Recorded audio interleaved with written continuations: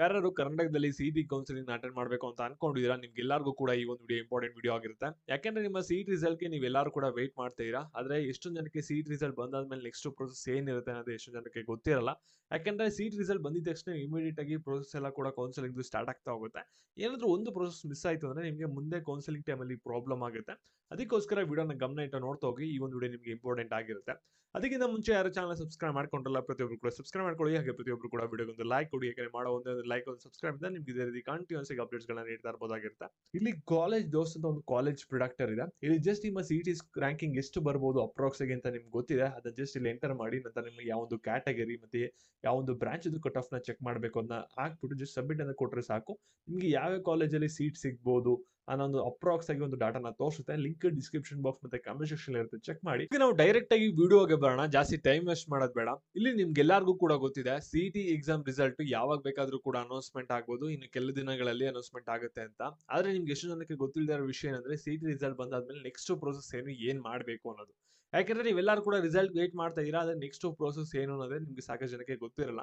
ಇವಾಗ CET result announcement ಆಗುತ್ತಲ್ಲ, ಅದು ಯಾವ ಕೋರ್ಸ್ ಅನೌನ್ಸ್ಮೆಂಟ್ ಆಗುತ್ತೆ ಅಂತ ಇಂಜಿನಿಯರಿಂಗ್ ಕೋರ್ಸಸ್ಗೆ ಮತ್ತೆ ಫಾರ್ಮ್ ಸೈನ್ಸ್ ಕೋರ್ಸಸ್ ಏನ್ ಬರುತ್ತಲ್ಲ, BSc ಅಗ್ರಿಕಲ್ಚರ್, ಸೆರಿಕಲ್ಚರ್, ಹಾರ್ಟಿಕಲ್ಚರ್ ಮತ್ತೆ ಫಾರ್ಮಸಿ ಕೋರ್ಸಸ್ ಮತ್ತೆ ಫಾರ್ಮ್ ಡಿ ಕೋರ್ಸಸ್ ಎಲ್ಲದಕ್ಕೂ ಕೂಡ ರ್ಯಾಂಕಿಂಗ್ ನ ಅನೌನ್ಸ್ಮೆಂಟ್ ನ ಮಾಡ್ತಾರೆ. ಸರಿನಾ? ಫಸ್ಟ್ ನೀವೇನ್ ಮಾಡಿ ಅಂದ್ರೆ ನಿಮ್ಮ ರಿಸಲ್ಟ್ ನ ನೋಡ್ಕೊಳ್ಳಿ. ರಿಸಲ್ಟ್ ಅನೌನ್ಸ್ಮೆಂಟ್ ಆದ್ಮೇಲೆ ಡೇಟ್ ಇನ್ನೂ ಕನ್ಫರ್ಮ್ ಆಗಿಲ್ಲ, ಶಾರ್ಟ್ಲಿ ಕನ್ಫರ್ಮ್ ಮಾಡ್ತಾರೆ ಕೇಳಿರೋ, ನೀವು ವೆಯ್ಟ್ ಮಾಡಿ. ಸರಿನಾ?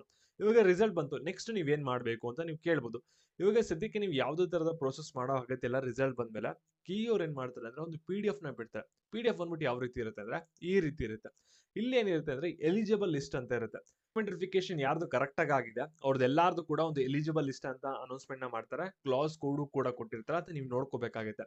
ಈ ವರ್ಷದ PDF ಇದು ಇನ್ನೂ ರಿಲೀಸ್ ಆಗಿಲ್ಲ. ರಿಲೀಸ್ ಆದ್ಮೇಲೆ ನಮ್ಮ ಚಾನಲ್ ನಿಮ್ಗೆ ಅಪ್ಡೇಟ್ ಮಾಡ್ತೀನಿ. ಮತ್ತೆ ಟೆಲಿಗ್ರಾಮ್ ಚಾನಲ್ ಅಲ್ಲಿ ಈ ಒಂದು PDF ನ ಈ ವರ್ಷದ ಶೇರ್ ಮಾಡ್ತೀನಿ. ರಿಲೀಸ್ ಆದ್ಮೇಲೆ ಟೆಲಿಗ್ರಾಮ್ ಚಾನಲ್ ಲಿಂಕ್ ಬಂದ್ಬಿಟ್ಟು ಡಿಸ್ಕ್ರಿಪ್ಷನ್ ಬಾಕ್ಸ್ ಅಲ್ಲಿ ಇರುತ್ತೆ, ಅದಕ್ಕೆ ಕ್ಲಿಕ್ ಮಾಡಿ ಜಾಯ್ನ್ ಆಗಿರಿ. ಅಲ್ಲಿ ನಿಮ್ಗೆ ಇಂಪಾರ್ಟೆಂಟ್ PDF ಗಳು ಶೇರ್ ಆಗ್ತಾ ಇರುತ್ತೆ. ಜಾಯ್ನ್ ಆಗೋದನ್ನ ಮರಿಬೇಡಿ.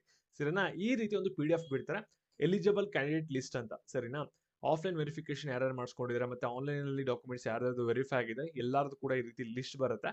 ಮತ್ತೆ ನಿಮ್ಮ ನೇಮ್ ಇರುತ್ತೆ, ಮತ್ತೆ ನಿಮ್ಮ ಸಿಇಟಿ ನಂಬರು, ಮತ್ತೆ ನಿಮ್ಮ ಇಂಜಿನಿಯರಿಂಗ್ ರ್ಯಾಂಕಿಂಗ್ ಎಲ್ಲ ಕೂಡ ಡಿಸ್ಪ್ಲೇ ಆಗಿರುತ್ತೆ. ಸರಿನಾ? ಇಲ್ಲಿ ಎಲಿಜಿಬಲ್ ಲಿಸ್ಟ್ ಅಲ್ಲಿ ಯಾರು ಬರ್ತಾರೆ ಅವ್ರಿಗೆ ಏನಾಗುತ್ತೆ ಅಂದ್ರೆ ನೆಕ್ಸ್ಟ್ ವೆರಿಫಿಕೇಶನ್ ಸ್ಲಿಪ್ ಬರುತ್ತೆ. ಅವರು ಕೌನ್ಸಿಲಿಂಗ್ ಅಟೆಂಡ್ ಮಾಡಕ್ಕೆ ಎಲಿಜಿಬಲ್ ಆಗ್ತಾರೆ. ಮತ್ತೆ ಇಲ್ಲಿ ಎಲಿಜಿಬಲ್ ಲಿಸ್ಟ್ ಅಂತ ಇದೆಯಲ್ವಾ, ಇದೇ ರೀತಿ ಏನಾಗುತ್ತೆ ಅಂದ್ರೆ ನಾನ್ ಎಲಿಜಿಬಲ್ ಲಿಸ್ಟ್ ಅಂತಾನು ಕೂಡ ಬಿಡ್ತಾರೆ. ಆ ಒಂದು ಲಿಸ್ಟ್ ನಿಮ್ಮ ನೇಮ್ ಏನಾದ್ರು ಇತ್ತು ಅಂದ್ರೆ ನೀವೇನ್ ಮಾಡ್ಬೇಕಾಗುತ್ತೆ, ಡಾಕ್ಯುಮೆಂಟ್ ವೆರಿಫಿಕೇಶನ್ ತಿರ್ಗಾ ಅಟೆಂಡ್ ಮಾಡಿ ಡಾಕ್ಯುಮೆಂಟ್ ಏನ್ ತಪ್ಪಾಗಿದೆಯಲ್ಲ ನೀವು ಸರಿಪಡಿಸ್ಕೋಬೇಕಾಗುತ್ತೆ. ಸರಿನಾ? ಫಸ್ಟ್ ಏನಾಗುತ್ತೆ ಅಂದ್ರೆ ರಿಸಲ್ಟ್ ಬಂದಿದ ತಕ್ಷಣ ಒಂದು ಎಲಿಜಿಬಲ್ ಲಿಸ್ಟ್, ನಾನ್ ಎಲಿಜಿಬಲ್ ಲಿಸ್ಟ್ ಬಿಡ್ತಾರೆ ಡಾಕ್ಯುಮೆಂಟ್ ವೆರಿಫಿಕೇಶನ್. ಅದನ್ನ ನೀವು ಫಸ್ಟ್ ನೋಡ್ಕೋಬೇಕಾಗುತ್ತೆ. ಏನಾದ್ರು ನಾನ್ ಎಲಿಜಿಬಲ್ ಇತ್ತು ಅಂದ್ರೆ ನೀವು ಹೋಗಿ ಡಾಕ್ಯುಮೆಂಟ್ ವೆರಿಫಿಕೇಶನ್ ಅಟೆಂಡ್ ಮಾಡಿ ಸರಿಪಡಿಸ್ಕೋಬೇಕಾಗುತ್ತೆ. ಸರಿಪಡಿಸ್ಕೊಂಡಾದ್ಮೇಲೆ ನಿಮ್ಗೆ ಏನಾಗುತ್ತೆ ಅಂದ್ರೆ ವೆರಿಫಿಕೇಶನ್ ಸ್ಲಿಪ್ ಬರುತ್ತೆ, ಅದನ್ನ ನೀವು ಡೌನ್ಲೋಡ್ ಮಾಡ್ಕೋತೀರಾ. ಅದಾದ್ಮೇಲೆ ನೀವು ಕೌನ್ಸಿಲಿಂಗ್ ಪ್ರೊಸೆಸ್ಗೆ ಅಟೆಂಡ್ ಮಾಡಕ್ಕೆ ಎಲಿಜಿಬಲ್ ಆಗ್ತೀರಾ. ಸರಿನಾ? ಸದ್ಯಕ್ಕೆ ಇಷ್ಟರವರೆಗೂ ಕೂಡ ತಿಳ್ಕೊಂಡಿರಿ. ನೆಕ್ಸ್ಟ್ ನಿಮ್ಗೆ ಒಂದು ಸ್ಟೆಪ್ ಬಂದಾಗ ತಿಳಿಸ್ಕೊಡ್ತೀನಿ. ಕ್ವಿಕ್ ಆಗಿ ಅಪ್ಡೇಟ್ಸ್ ಬೇಕಾದ್ರೆ ಟೆಲಿಗ್ರಾಮ್ ಚಾನಲ್ಗೆ ಜಾಯ್ನ್ ಆಗಿ. ಮತ್ತೆ ಇದೇ ರೀತಿ ಅಪ್ಡೇಟ್ಸ್ ಗಾಗಿ ಚಾನಲ್ ಸಬ್ಸ್ಕ್ರೈಬ್ ಮಾಡ್ಕೊಂಡು ವಿಡಿಯೋ ಎಲ್ಲರಿಗೂ ಕೂಡ ಶೇರ್ ಮಾಡಿ. ಲಿಂಕ್ ಬಂದ್ಬಿಟ್ಟು ಡಿಸ್ಕ್ರಿಪ್ಷನ್ ಬಾಕ್ಸ್ ಇರುತ್ತೆ, ಕಮೆಂಟ್ ಸೆಕ್ಷನ್ ಇರುತ್ತೆ, ಚೆಕ್ ಮಾಡಿ.